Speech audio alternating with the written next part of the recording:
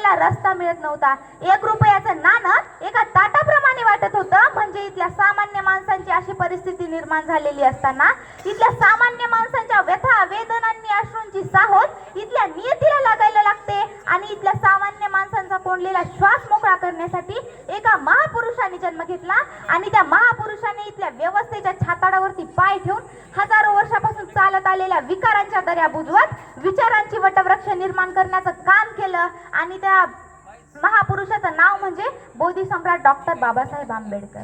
बाबासाहेब म्हणजे नेमकं काय हे सांगताना आचार्य अत्रे असं म्हणतात की बाबासाहेब म्हणजे बंड, मूर्तिवंत बंड, त्यांच्या देहातील कणा कणातून बंड थैमात घालीत होता. बाबासाहेब म्हणजे जुलमाविरुद्ध उपकारलेली पदराची मूठ होय. बाबासाहेब म्हणजे जातीभेदावर आणि विषमतेवर सोडलेले एक चक्र होय. बाबासाहेब म्हणजे धर्म मार्तंडाच्या वर्णस्वाचा पुतळा फोडून त्याची आतडी बाहेर काढणारी वाघ नखे होय. बाबासाहेब म्हणजे समाजातील वतनदार सत्ताधाऱ्यांच्या विरोधात सदैव पुकारलेले एक युद्धच होय. बाबासाहेब म्हणजे बाबासाहेबच दुसरं नाव उच्चारायला जीभ तयार होत नाही एवढं सामर्थ्य बाबासाहेबांच्या फक्त नावातच आहे. म्हणून ख्यातनाम मार्क्सवादी विचारवंत अर्थतज्ञ पॉल स्वेरन यांनी बौद्धिक कर्मचारी आणि बुद्धिमंत यांच्यातील तफावत व्यक्त करताना असं म्हटलं होतं की जे निर्वाहाचं साधन म्हणून बुद्धीचा वापर करतात त्यांना बौद्धिक कर्मचारी म्हणतात, पण जे चिकित्सक विश्लेषण आणि सामाजिक स्थित्यंतरासाठी बुद्धीचा वापर करतात त्यांना बुद्धिवंत म्हणतात. अँटोनिया ग्रामसिन नावाच्या विचारवंतानं बाबासाहेबांचं वर्णन जैविक बुद्धिवंत म्हणून केलं. असा जैविक बुद्धिवंत जो सर्वसामान्य माणसांचे प्रश्न न्याय पद्धतीने राष्ट्रासमोर मांडतो आणि संपूर्ण देशाच्या प्रगतीसाठी सदैव झटतो. डॉक्टर बाबासाहेब आंबेडकर हे 20व्या शतकातील भारतातील सर्वश्रेष्ठ बुद्धिवंत होते. भारतातील राजकारण, समाजकारण आणि भारतीय राज्यघटनेचे शिल्पकार म्हणून त्यांचं देशाला असणारे योगदान अचंबित करणार आहे. मॉडर्न स्नेकर ऑफ इंडिया हा ग्रंथ रामचंद्र गुहा यांनी लिहिलेला होता. त्यांनी त्या ग्रंथामध्ये असं म्हटलं होतं की भारतातील डॉक्टर बाबासाहेब आंबेडकर हे राष्ट्रपती निर्माते आहेत म्हणून त्यांनी असं लिहिलं होतं. काही वर्षांपूर्वी अक्षय कुमारचा चित्रपट आला होता मोहरा नावाचा. त्यामध्ये एक सुंदर असं गाणं होतं, टिप टिप बरसा पाणी पाणीने आग लगाई. मनात प्रश्न निर्माण झाला, आग विझवणारं पाणी आग लावूच कसं शकतं? मग मावळचा पाणी प्रश्न पेटला, उस्मानाबादचा पाणी प्रश्न पेटला, नगरचा पाणी प्रश्न पेटला, कर्नाटकचा पाणी प्रश्न पेटला. मग आग विझवणारं पाणी आग कधी लावायला लागलं हे तुमच्या आणि आमच्यात लक्षात आलंच नाही. जर का पाण्याचं संकट दूर करायचं असेल तर डॉक्टर बाबासाहेब आंबेडकरांनी सांगितलेलं काम आपण सगळ्यांनी लक्षात घेतलं पाहिजे असं मला प्रामाणिकपणाने वाटतं. बाबासाहेबांचं या देशावरती प्रचंड प्रेम होतं. बाबासाहेबांनी एकाने प्रश्न विचारला, बाबा तुम्ही प्रथम भारतीय आहात का प्रथम बौद्ध आहात?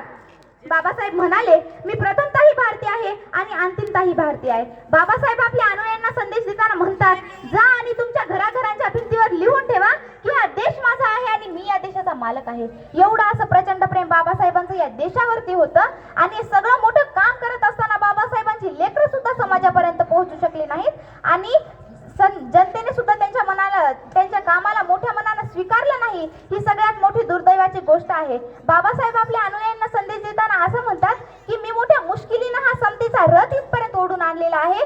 तो जर का तुम्हाला पुढे नेता येत नसेल तर त्याला मागे तरी ओढू नका. पण आज बाबासाहेबांच्या लेकरांनी काय करून टाकले? त्यांना जातीमध्ये बंदिस्त करून टाकले, त्यांना पुतळ्यामध्ये बंदिस्त करून टाकले. बाबासाहेबांची जयंती आली की लेकरं काय करतात तर 60 ते 70 हजाराचा डीजे लावतात, नाचतात आणि झोपी जातात.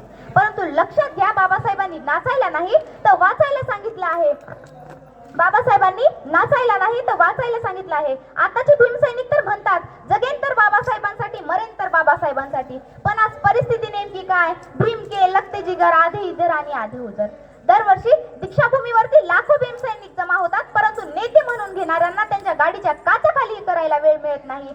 काही जण तर बाबासाहेबांच्या सवलती घेतात, डॉक्टर बनतात, इंजिनियर बनतात, कलेक्टर बनतात, परंतु बाबासाहेबांचं नाव घ्यायला त्यांना लाज वाटते. ही सगळ्यात मोठी दुर्दैवाची गोष्ट आहे. आणि म्हणूनच वामनदादा म्हणतात, भीमा जर का तुझ्या मताचे 5च लोक असते तर तलवारीचे टोक न्यारच असते. आपण भीमाच्या मताचे लोक निर्माण करूया, कारण बाबासाहेब बुद्धिमत्तेचे हिमालय होते.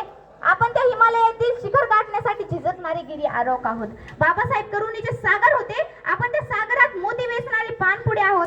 बाबासाहेब व्याकप्तीचे आकाश होते, आपण त्या आकाशात झेप घेणारे गरुड आहोत. आणि म्हणूनच आपण सगळ्यांनी बाबासाहेबांच्या विचारांचा वसावारसा पुढे नेऊया. आणि म्हणूनच मी शेवटचं बोलून जाते, निळ्या रक्ताची धमक बघ स्वाभिमानाची आग आहे. निळ्या रक्ताची धमक बघ स्वाभिमानाची आग आहे. अरे घाबरतोस कुणाच्या बापाला? तू तर भीमाचा वाघ आहेस, तू तर भीमा महत्वाचा भाग आहे. जय भीम, जय बुद्ध.